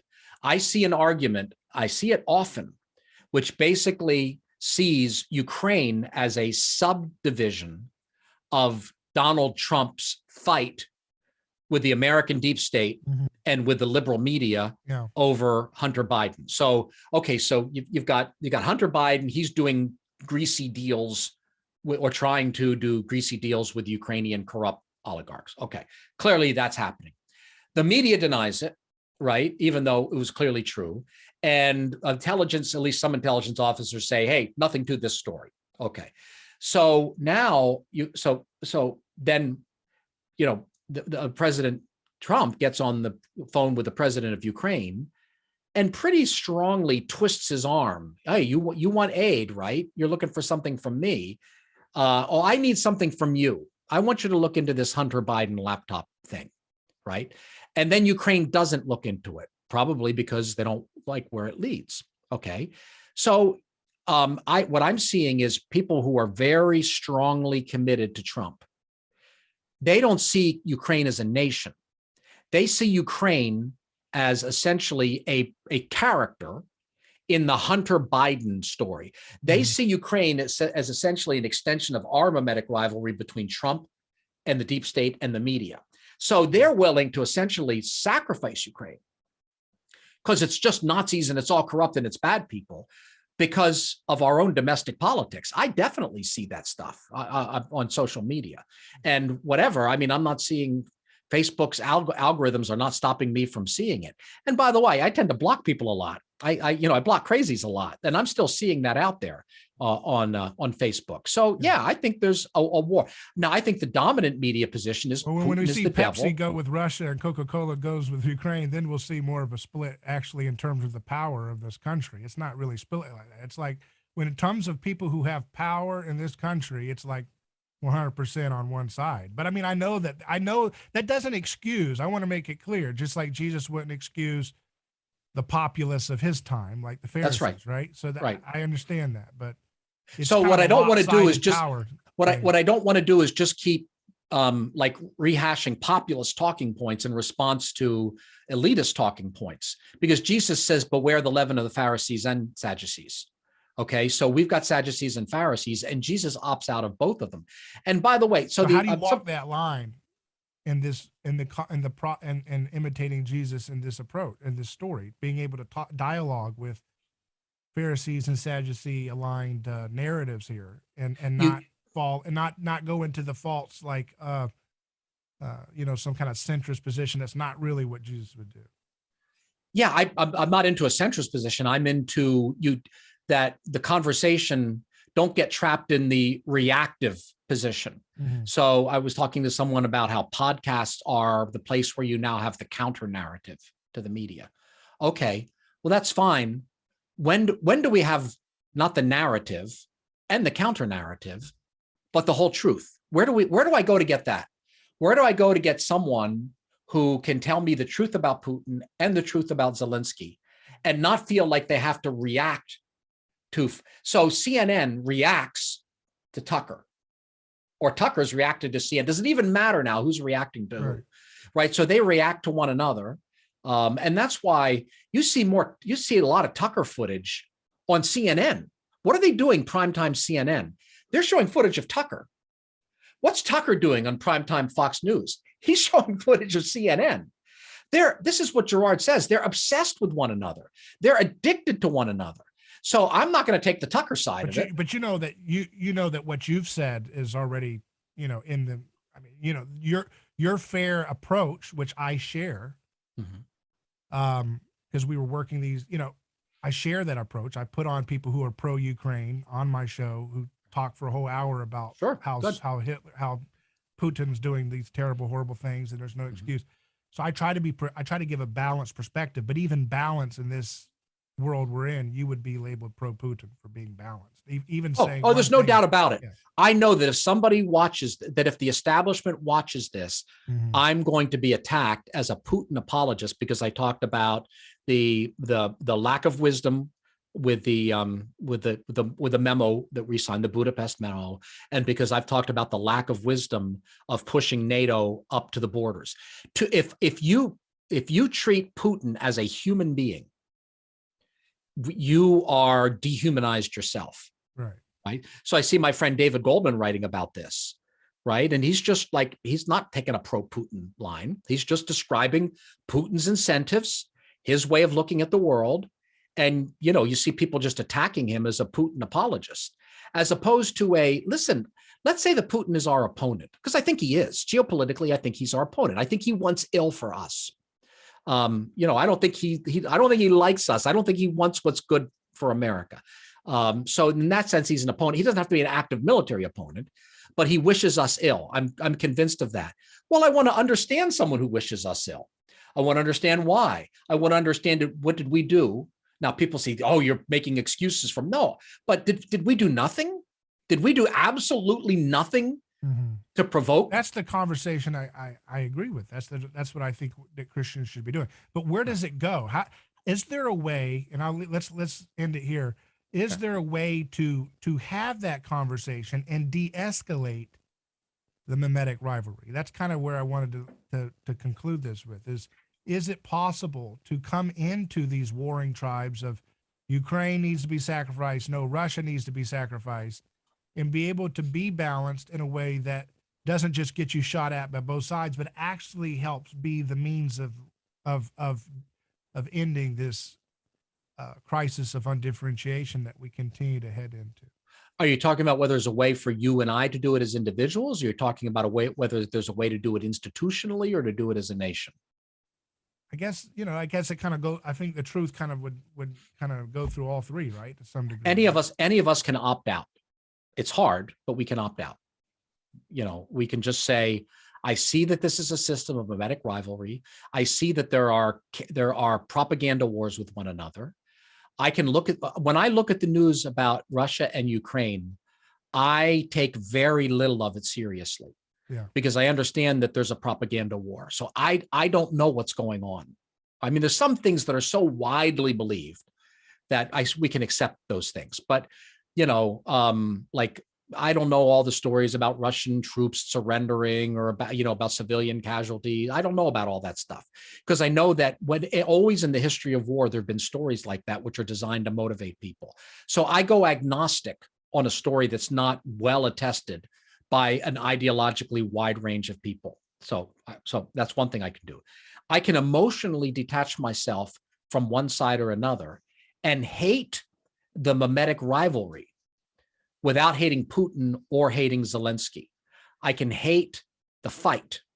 I can hate that Satan is in charge in this, that Satan is his own social phenomenon, right? So you and I have talked a little bit about about Legion, right? Legion is the devil of Roman military occupation. That's why he's named Legion, right? So the Pharisees wanted to kill the Romans, right? The Sadducees had made their peace with the Romans for the most part. I mean, it was a pain. The Romans are a pain to deal with, but they're leaving us in charge of most things, so we're okay. Okay, the Herodians were getting along pretty well with the Romans, and the tax collectors, they were doing great with. All right, so there's different groups with these different responses, but generally, the Jewish people hated the Romans and hated the Roman occupation. Jesus basically says, wait, these are human beings. These are people. Don't hate the people, hate the demon. So the idea was everybody else, the populace, were putting a wedge between Jews and pagans. Jesus, so here's the Jews, right? And here's the pagans. And, everyone puts political wedges. You can't hang around with tax collectors. What was the problem with tax collectors? Because they were Roman tax collectors. It wasn't just taxes, it was Rome. What's the problem with prostitutes? Because they're dealing with Roman soldiers. It's the association with Rome. So they're all putting those wedges. You can't be a tax collector. You can't eat with a tax collector. You can't accept a donation from a tax collector because they're associated with the hated Romans. That's where the wedges are going. Jesus comes along and puts a wedge in the pagan, puts a wedge between Legion, the devil, and the human being who's being manipulated by the devil. So that's what we do. We got to stop. I don't hate Putin. I don't hate Zelensky. I don't hate Tucker. I don't hate Brian Stelter. I don't hate the deep state. I don't hate the Trumpies. I do hate the satanic mimetic rivalry that basically causes us to be absorbed into these tribes and hate one another, and that lives on conflict. Like that monster in that Star Trek episode, the Doves of War. Remember that red spinning thing? The episode I'm talking about? I think, yeah. Where you remember that, right? They fight one another and it keeps resurrecting them so they can keep fighting because its food is conflict, right? That's Satan. That's mimetic rivalry. Its food is conflict. And what do? they clap one another on the back and they laugh at it. So you can detach, I can detach from that. I can say, there's a lot that I don't know. I can say, this isn't our battle. From a policy standpoint, I can say, America shouldn't be involved with this. It's, we go not forth looking for monsters to slay. From a policy standpoint, I can say, I think Russia's wrong to invade a neighbor. And Russia tends to get aggressive when oil prices are high. So a very prudential thing we can do is unleash American oil production to drive energy prices down to the point where, where Putin doesn't have extra money to invade neighbors. What I can do is not get caught up in the addictive nature of the rivalry. This is what Gerard says is when you've got a great mimetic rivalry, what happens is it doesn't just stay between the two parties. Whole nations and whole worlds align with one or two of those sides, right? So there's a Putin-aligned world and there's a Ukraine-aligned world, and the Western developed is more Ukraine-aligned. But then there's a Putin-like subgroup in the Western alliance, kind of alt-right and kind of reactionary. But I would align with none of it. Is there a way to transform the conversation and to take that alignment out? Probably, but you probably couldn't make any money on it because mimetic rivalry builds audience.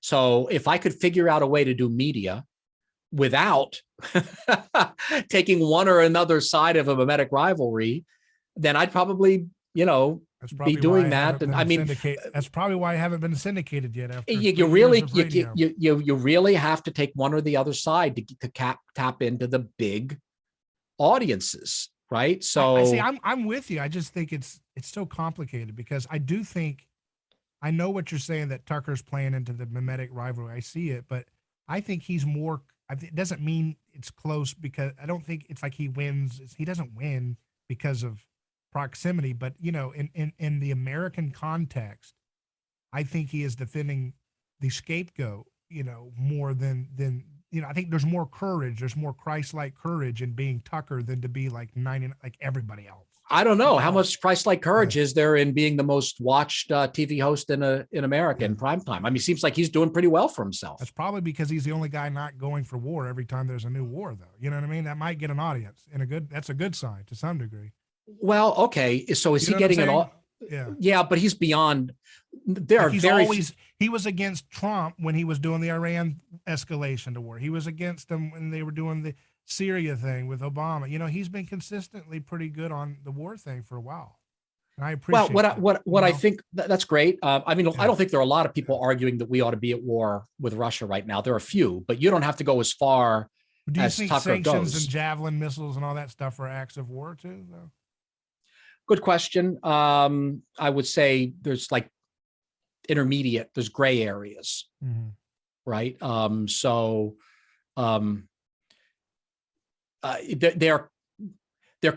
may say quasi acts of war. I mean, so they're definitely escalating things, right? I think everyone ought to be de-escalating. So what I think is that there's a group. See, I don't think the only thing going on with Tucker and parts of the American right, I don't think the only thing going on is anti-war. I'm sorry.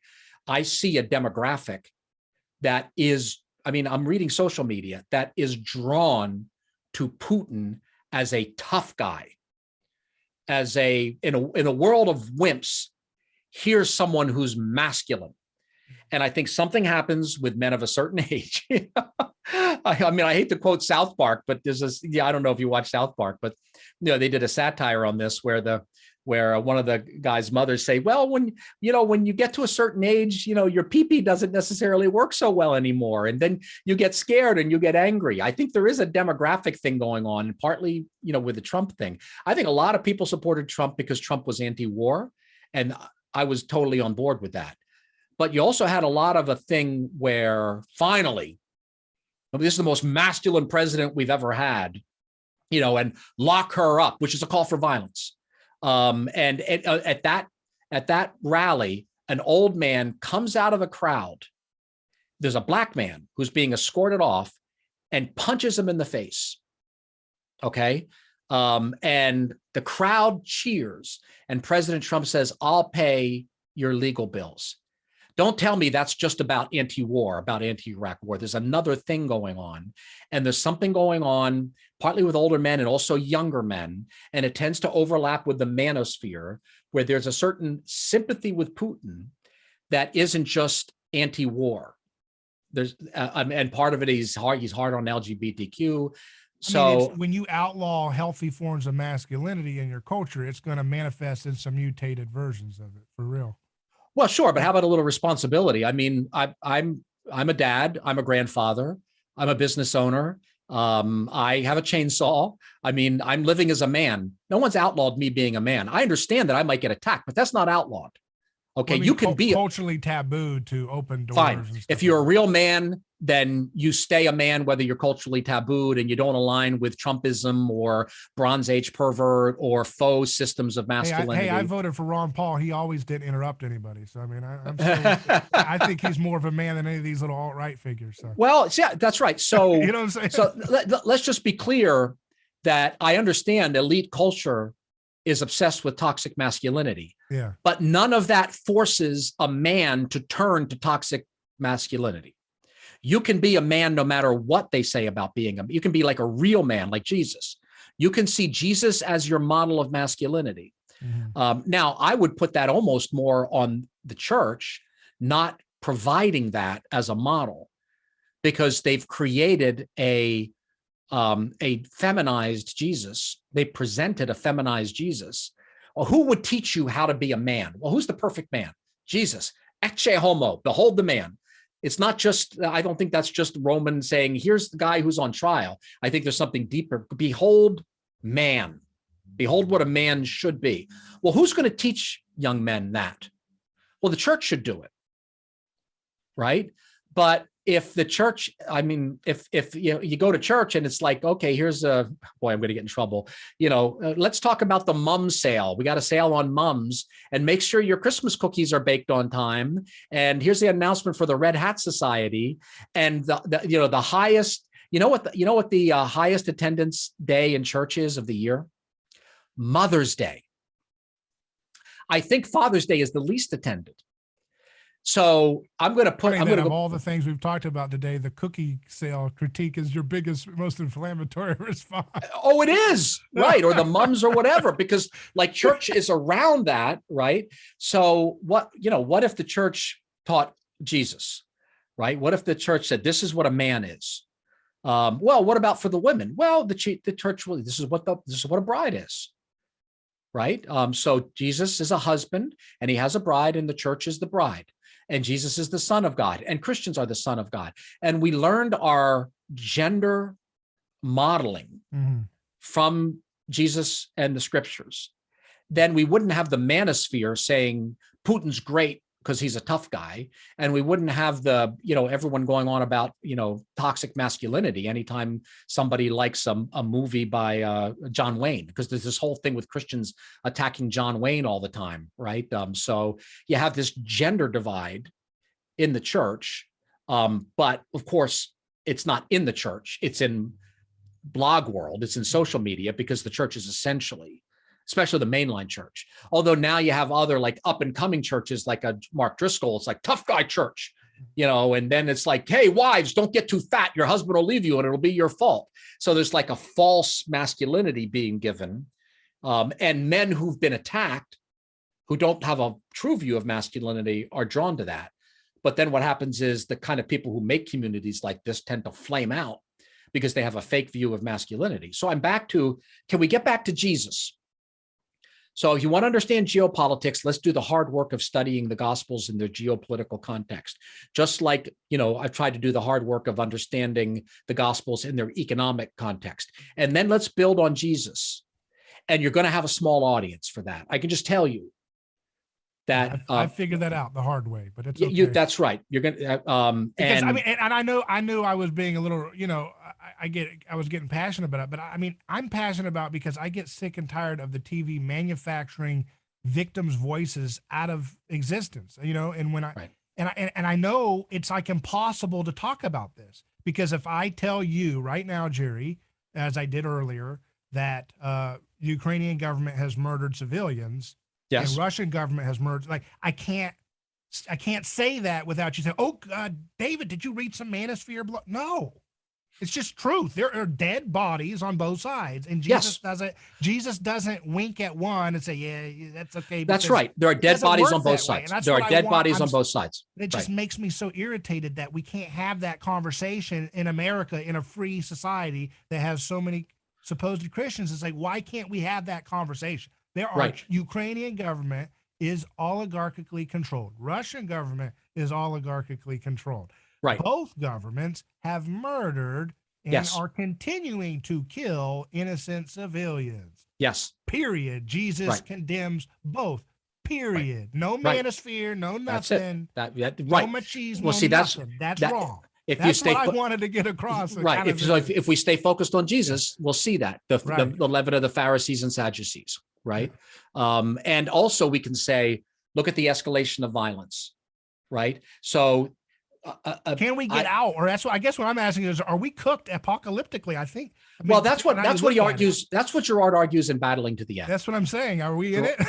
Girard argues that we can't get out of it. I happen to think that Girard has underestimated the power of the Holy Spirit, in that he's very anthropological in this.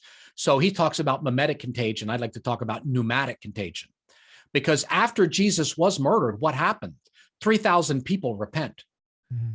The kingdom movement builds, right? So there was an off-ramp then. Now, the zealots went to war with Russia, right?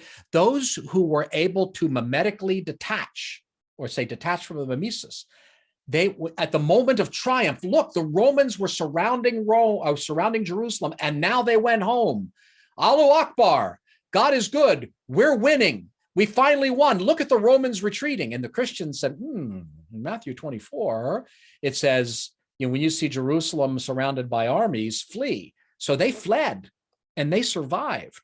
But that required them to be radically detached from the two sides. That saved their lives. So to the degree that we're news driven rather than gospel driven, we'll have trouble detaching. God, I wish that the Pope, I know this is, but it's just, I wish that somebody could say, this is us Protestants always wanting to be Pope, huh? That's the point. I wish somebody would just say, look, what we're saying here, you don't have to do this game where it's so maddening to me. And so I'm going to look like I'm being harder on Ukraine, but it's not about that for me. It's about, I'm trying to, I know what you're saying, that you see it on there, but I think it's because, your audience tends to skew in a demographic that will pick up some of that stuff, but that's not really where the power is. And I know, you've got issues. It's not where the power is now, but what happens, look what happened with Jesus. Where was the power? The power was with the Sadducees and the Herodians, right? But in the long run, who destroys the nation? In the long run, it's the populists who revolt against Rome. So populism can run wild and out of control. Right. Well, that's what January 6th committee is counting on. They want that. They want more of that. Well, and we gave them something to go on with that, right? Because I saw and heard a lot of violent rhetoric and this is from my side going up to January 6th, a lot of it. And I see stuff on social media where people are saying not just I'm against vaccine mandates or I refuse. I'm seeing people, including Christian leaders, threatening to murder somebody over vaccine mandates, threatening violent resistance, bravehearting their way through this stuff. And what Jesus is saying in the God, we miss this if we just go after.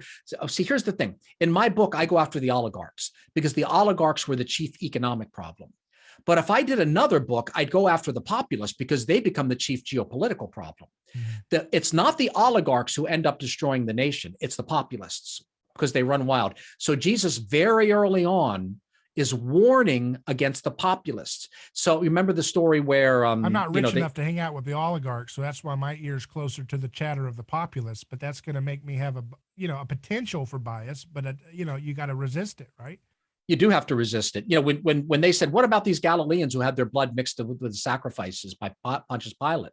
And Jesus said, what about this tower? The Tower of Siloam falls over and kills people. Are you better than they are? If you do not repent, you shall likewise perish. And for, over and over again, church leaders have said, oh, you have to repent so you're not going to go to hell. That Jesus didn't say that. He said, if you don't repent, you shall likewise perish. What is likewise? Blood mixed with the sacrifices by the Romans. That's what happened under Pilate. And towers pulled over and killing people. Jesus is talking to the nationalists, the zealots, the populists, saying, if you don't repent, you're going to likewise perish. And for 40 years, this violent rhetoric rolls and rolls and rolls. And that's what the book of James is about, where there's the tongues of fire. And it's like they keep revolting against the Sadducees and the ruling class because they have all the power. And eventually it reaches the point where you have a violent revolt and then you have the destruction of the nation. So very early on, Jesus is putting the brake pedal. But he's like James, his brother, or maybe it's his disciple. There's an argument about which James is writing the book. Bridle your tongue, put a bit in your tongue. He's following out Jesus's warning about how the Pharisees should talk, right? So I'm just trying to follow Jesus. I'm trying to avoid the Sadducees and the Pharisees. Well, Mr. Fred Rogers, the great theologian, he said, "What do you do with the mad that you feel?" He asked that question in his testimony in front of the Congress. Yeah. It was a poem that some little kid had written to him, and it was talking about or it was based on a question that a child had asked him. And I think that's the question that a lot of people need to deal with in this country. I need to deal with it. Me too. But my point is like how, I think that our government, the people that run our government want more January 6th. They're begging for it. They want to stoke it. They want to inflame it. They want to smack people in the face, and low IQ people and spiritually low IQ people are going to go right up in there and give them what they want. And so what do you do with the mad that you feel when you feel so mad you could bite? That's the question that Christians, we have to talk about this so that when people see the corruption and they see that disrespect that the people of Jesus' time felt too, that they can have a healthy outlet for that sense of injustice, so they don't do the whole towers and everything like you said. Well, Jesus kind of answers that in the Sermon on the Mount. What do you do with it? You don't say raka. You don't say thou fool, because you're in danger of, what does he say? Gehenna. You're in danger of Gehenna. What he says is he tells you where that anger will lead. And by the way, people look at that and they say, oh, that means you're going to go to hell. He says Gehenna. Well, what's Gehenna? Gehenna was the burning garbage pit. Where was the burning garbage pit? Just outside the temple, so what happens? Which is where Josephus said the revolutionaries were being thrown into, and they literally went to Gehenna because they didn't know what to do with the mad that they had. And the answer is you forgive, and you also recognize that a lot of the mad that you have is manufactured. But how do you? I guess what I'm saying is there's a lot of potential energy. How do you discharge that for the society? Where can they put that energy towards? Build something proximate. You can't affect Ukraine, Russia. You just can't unless you're the head of a state. And arguably, maybe even then you can't. What can you affect? You can affect you can affect your family, you can affect your business, you can affect your local church or synagogue. You rechannel that energy. Whenever I see this stuff, and I feel this anger a lot, I look around here. This is my business right here. When my family works there, it's a family business. So someone's working there and someone's working over there. And I take that energy. I don't take all of it. Sometimes I just fume because I feel a lot of anger too. I take that energy and I say, what can we do to glue this together better? What can we do to make this stronger? So when there were the vaccine wars, I sent out a text to all my family members to say, do you feel the social fabric, pulling apart? How can we redouble our efforts as a family, as an extended family, as an extended friendship network? How can we redouble our network to stitch that more strongly? So I think you take that energy and you put it into something that you can make an actual difference. The problem is that's work, and the other thing's addictive. Anger and outrage are addictive. And Tucker sells it, and Brian Stelter, we used to be Andrew Cuomo, I don't know who's on there. CNN, prime time, really all day, and Fox all day, they are selling addictive outrage and anger. Once we get that and say, oh, why would I swallow that? Why would I watch that? Why would I drink that? It's poisoning me. It's poisoning my emotional life. then what will I do instead? And then you turn and you build something that's like within your zone of actual responsibility. Yeah. Well, very good, Jerry. It's been a real fun discussion. You've gone a lot of different places with this, and we covered more topics than I anticipated, but it was all, I think, a worthwhile conversation to be had for people. So I hope that people can benefit from hearing your thoughts as I have today. Always a pleasure, David. I And enjoy check being out with you. the maker versus takers for a reference to kind of the foundation starting point of where we started with this, folks. Thank you.